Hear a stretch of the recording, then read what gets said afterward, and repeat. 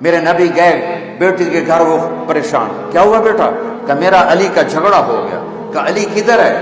کہ باہر، آپ تشریف لے گئے۔ یہ نہیں کہا کہ میں بیٹی والوں میں داماد کے پاس کیسے جاؤں، ڈھونڈتے ڈھونڈتے گئے، مسجد میں پڑے تھے، وہ ان مٹی لگ گئی تھی، تو ان کو کہا ابو تراب، تراب کے باپ اٹھو، ان کو ہاتھ پکڑ کے گھر میں لائے، اور یہ دیکھو آ کر نا فرش پہ ایسے لیٹ گئے۔ کچھ نہیں پوچھا علی سے کیا ہوا، نہ فاطمہ سے پوچھا کیا ہوا۔ لوگ صلح کرانے جاتے ہیں، کہتے ہیں کیا ہوا، وہ ڈھیر آگ لگ جاتا، وہ زیادہ لڑائی ہو جاتی۔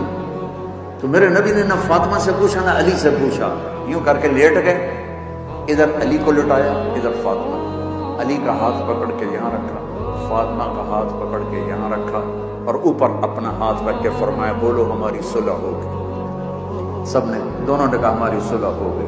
آپ باہر نکلے، ہنس